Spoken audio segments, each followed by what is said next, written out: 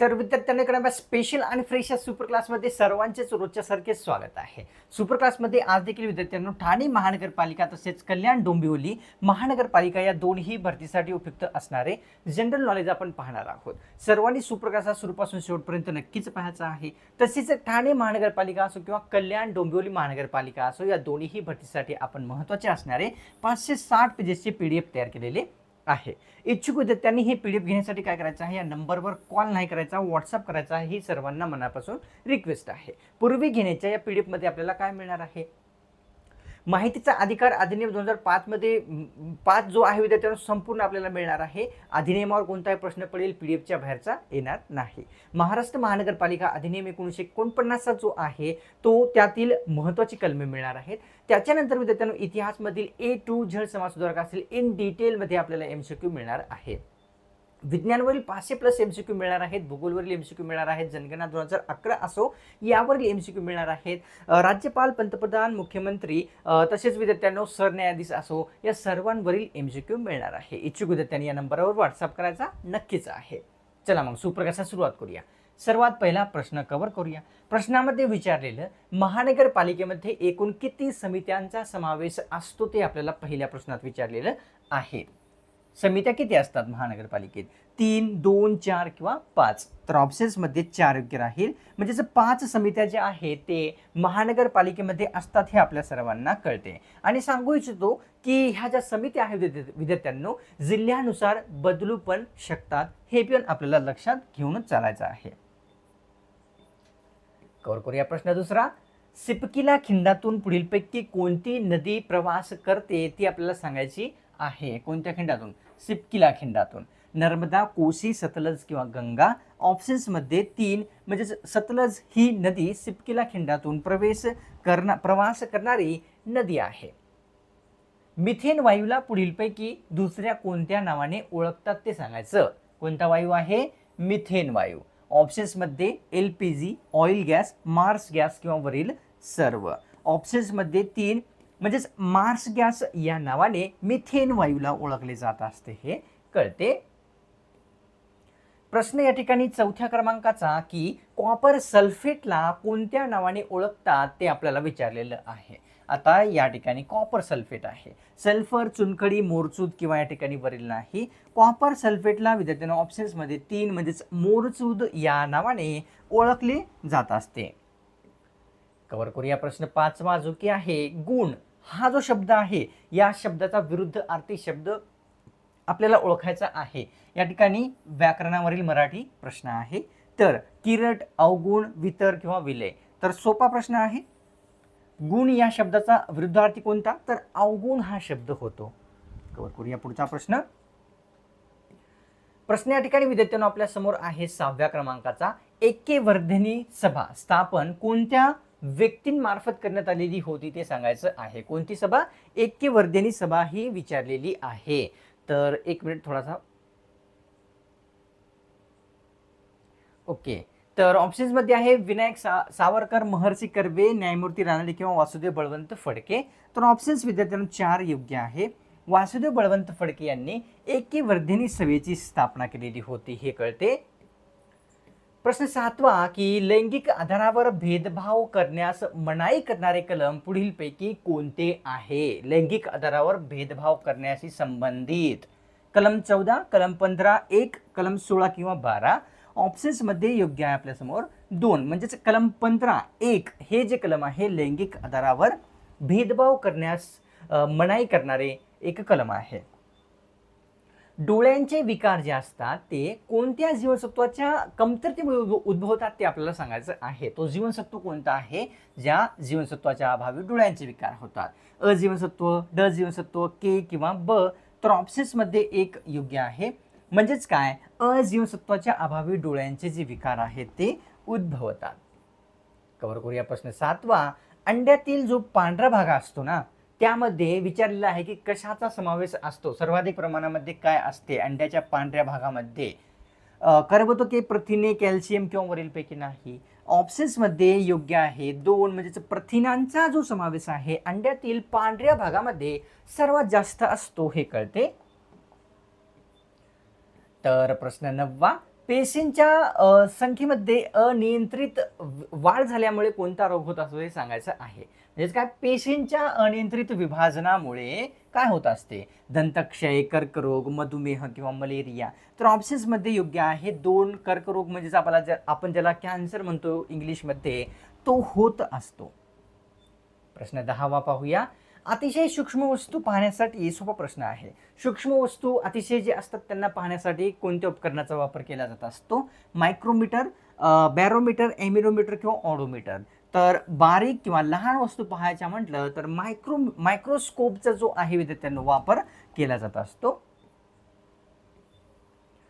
11व्या प्रश्नात, साधारणतः रक्तामध्ये पाण्याचे जे प्रमाण आहे ते किती टक्के असते? रक्तामध्ये पाणी किती टक्के असते साधारणतः?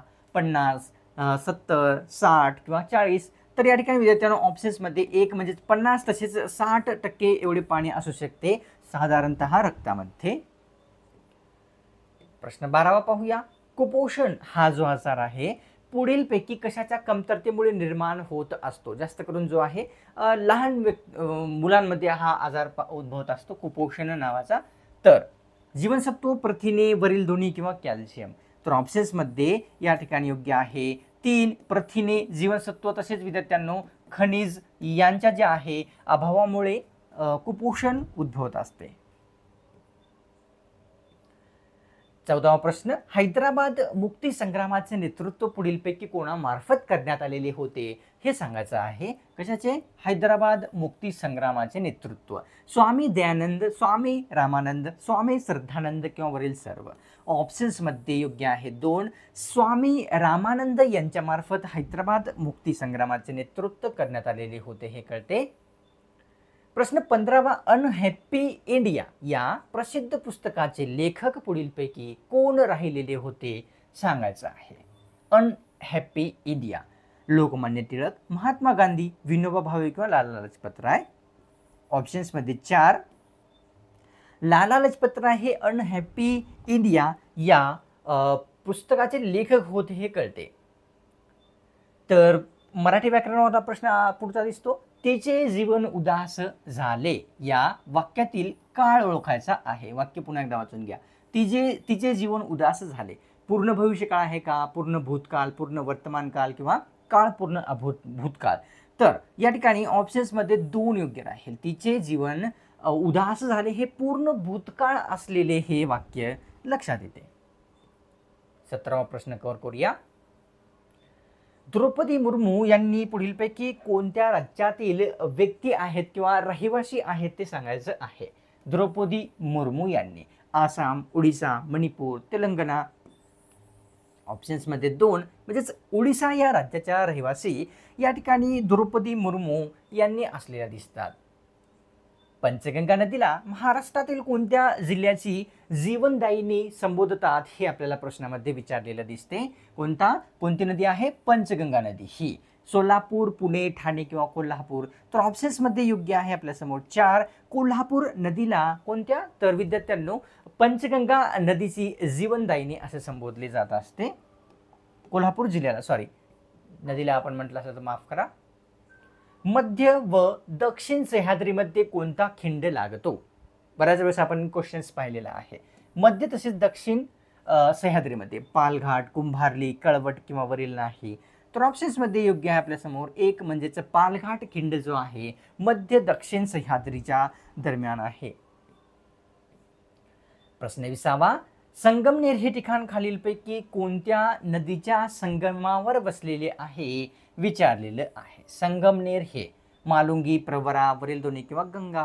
तर ऑप्शन्समध्ये योग्य आहे 3 प्रवरा, मालुंगी या 2 नद्यांच्या संगमावर संगमनेर हे बसलेले आहे.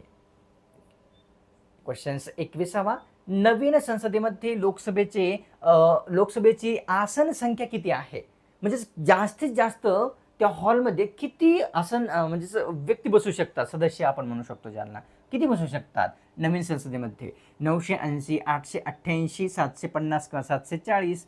ऑप्शन्समध्ये योग्य आपल्यासमोर 2 म्हणजेच 888 सदस्य. इन फ्युचरमध्ये जर वाढले सदस्य एवढे जरी झाले तर नवीन संसदेमध्ये बसले जाऊ शकतात, कारण ती 100 वर्षाचा पुढच्या येणाऱ्या विचार करून तयार करण्यात आलेली आहे. तर प्रश्न 22वा, कार्यशक्ती वाढवणे खालीलपैकी कोणत्या घटकाचे कार्य आहे सांगायचं. कार्यशक्ती वाढवणे, गाजर, दूध, पालेभाज्या किंवा वरीलपैकी सर्वच्या सर्व. ऑप्शन्समध्ये 4 पालेभाज्या, दूध, गाजर ह्या सर्वांचे कार्य काय आहे? कार्यशक्ती वाढवणे असलेले दिसते. प्रश्न या ठिकाणी 23वा असा आहे, विश्वास, एकता आणि बलिदान हे खालीलपैकी कशाचे ब्रीद होते ते सांगायचं. विश्वास, एकता आणि बलिदान हे आझाद हिंद सेना, भूदान चळवळ, भूमिगत चळवळ किंवा वरीलपैकी नाही. तर या ठिकाणी ऑप्शन्समध्ये एक म्हणजेच आझाद हिंद सेनेचे विश्वास, एकता आणि बलिदान हे विद्यार्थ्यांना काय होते? ब्रीद वाक्य होते कळते. प्रश्न 24वा, रेशमी किड्यांचा जो समावेश आहे पुढीलपैकी कोणत्या संघात होतो हे सांगायचं आहे. रेशमी किड्यांचा अर्थपोडा, मोलुस्का, उभयचर किंवा वरीलपैकी नाही. ऑप्शन्समध्ये एक योग्य आहे. अर्थपोडा या संघामध्ये कशाचा? तर विद्यार्थ्यांनी या ठिकाणी रेशमी किड्याचा समावेश होत असतो. वसतिगृहाचे आद्यजनक पुढीलपैकी कोणास म्हणतात ते सांगायचं आहे. वसतिगृहाचे आद्यजनक शाहू महाराज, महात्मा फुले, पंडित नेहरू किंवा छत्रपती शिवाजी महाराज. तर या ठिकाणी ऑप्शन्समध्ये विद्यार्थ्यांनो एक योग्य आहे. शाहू महाराज यांना जे आहे वसतिगृहाचे जनक असे संबोधतात हे कळते. तर प्रश्न 26वा, एकेरी नागरिकत्व भारताने कोणत्या देशाकडून घेतलेले आहे ते विचारलेलं आहे.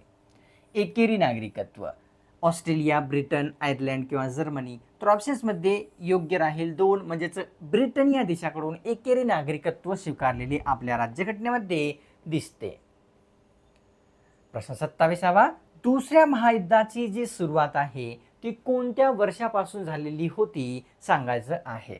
दुसऱ्या महायुद्धाची 1940, 1938, 1939 किंवा 41. ऑप्शन्समध्ये योग्य आहे आपल्या समोर 3 1939 या वर्षी दुसऱ्या महायुद्धाची सुरुवात झालेली दिसते.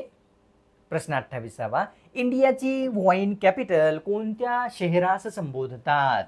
इंडियाची वाईन कॅपिटल नाशिक, नागपूर, पुणे किंवा अमरावती. ऑप्शन्समध्ये या ठिकाणी एक योग्य राहील. नाशिक शहराला इंडियाची वाईन कॅपिटल म्हणतात. महाराष्ट्रातील तिसऱ्या क्रमांकाचे सर्वोच्च शिखर कोणते आहे ते सांगायचं आहे. पहिल्या नाही, दुसऱ्या नाही, तिसऱ्या. तर या ठिकाणी ऑप्शन्समध्ये योग्य आहे 3 म्हणजे ऑप्शन्समध्ये योग्य आहे 1 महाबळेश्वर हे जे आहे तिसऱ्या क्रमांकाचे आहे. कळसुबाईचे जे पाहिलं पहिल्या क्रमांकाचे आहे. सालेर जर पाहिलं तर दुसऱ्या क्रमांकाचे असलेले दिसते. कव्हर करूया प्रश्न 30वा, कोणत्या आजारामध्ये रुग्णास प्रकाश सहन होत नसतो हे आपल्याला सांगायचं आहे. रुग्णास प्रकाश मुळीच सहन होत नाही. तो आजार कोणता आहे? हिवताप, डोकेदुखी, कर्करोग किंवा धनुर्वात. ऑप्शन्समध्ये 4 धनुर्वात या आजारामध्ये जो ही व्यक्ती आहे रुग्ण आहे त्याला जो प्रकाश आहे तो मुळीच सहन होत नसताना दिसतो. पुन्हा एकदा रिमाइंडर आहे, ठाणे महानगरपालिका असो किंवा कल्याण डोंबिवली महानगरपालिका असो या दोन्ही भरतीसाठी महत्त्वाचे असणारे 560 पेजेसचे PDF मिळणार आहे आपल्या सर्वांना. या ठिकाणी हे PDF जर हा सुपर क्लास पाहून घेत असाल 250 मध्ये मिळत आहे, नाहीतर हे आपल्याला 300ला पडेल. या नंबरवर आपल्याला व्हॉट्सअप नक्कीच करायचा आहे. तसेच विद्यार्थ्यांना तुम्ही चॅनलवर नवीन आला असाल किंवा कोणत्याही कारणास्तव चॅनलला तुम्ही सबस्क्राईब करायचं राहून गेलेला असाल, लगेच सबस्क्राईब करून घ्यायचं आहे. कारण ही एक्झाम झाल्याच्या नंतर पुढेही तुम्ही फॉर्म भरणार आहात, त्याविषयीही आपण अशाच प्रकारचे स्पेशल सुपर क्लास कव्हर करत राहू. तर सबस्क्राईब लगेच करून घ्या. सुपर क्लासला सोडण्यापूर्वी एक लाईक करून तुमच्यातर्फे थोडासा प्रोत्साहन जो आहे तो मला नक्कीच दाखवायचा असतो. चला भेटूया पुढच्या एका नव्या स्पेशल आणि फ्रेश सुपर क्लासमध्ये.